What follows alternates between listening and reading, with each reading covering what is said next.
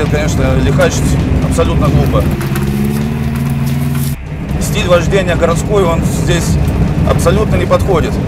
То, что здесь допустимо, там абсолютно недопустимо. Там свои правила, здесь свои.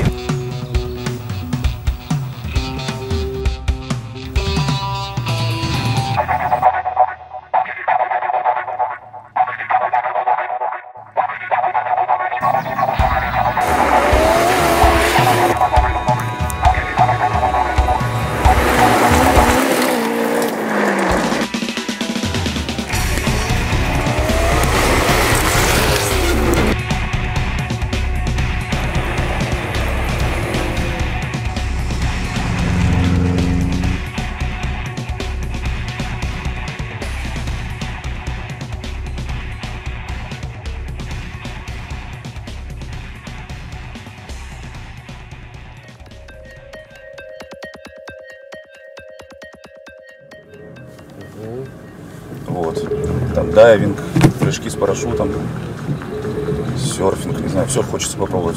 Хотелось погонять на гоночной машине, но пока мечту эту не осуществил.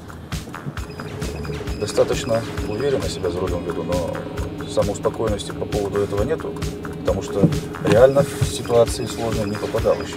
А очень часто водитель попадает в ту или другую ситуацию, потому что он не туда смотрит. И после курсов все говорят одно и то же. Мы начали ездить медленнее.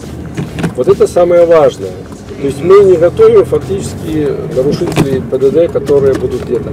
Те, которые нарушители, они к нам не пойдут, потому что они считают, что они так все умеют. Потому что курсы стоят все-таки денег. Для этого нужно, как говорится, на это потратить время. А к нам приходят те люди, которые действительно хотят своей безопасности.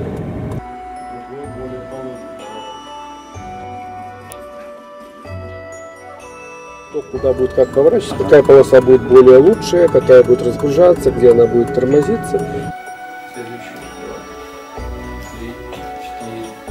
В этой технике каждая рука должна наиболее оптимальна. Смотрите, вы проигнорируете. Эта рука должна иметь движение резкое. Не отпускай руку. Жестче, удар, еще. Отлично, еще.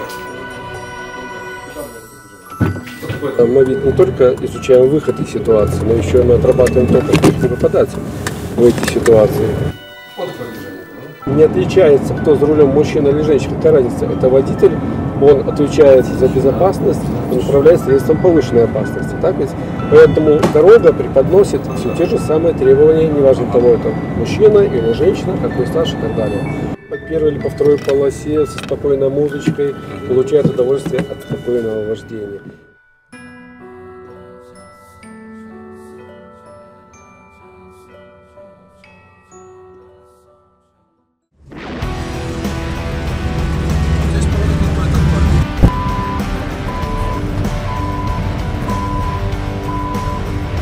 Никогда на такой штуке не ездил, пока даже не имею представления, что это.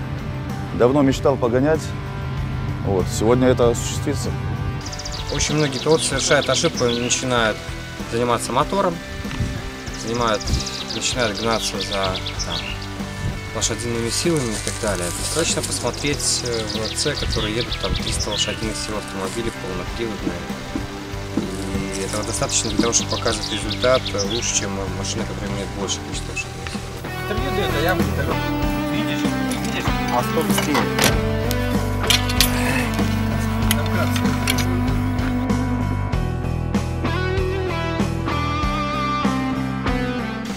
Потому что, по сути дела, любую дорогу надо уметь собирать в одну прямую линию. Если ты можешь ее собрать в одну прямую линию, не считая на то, что на ней много кривых поворотов, тогда ты будешь быстренько.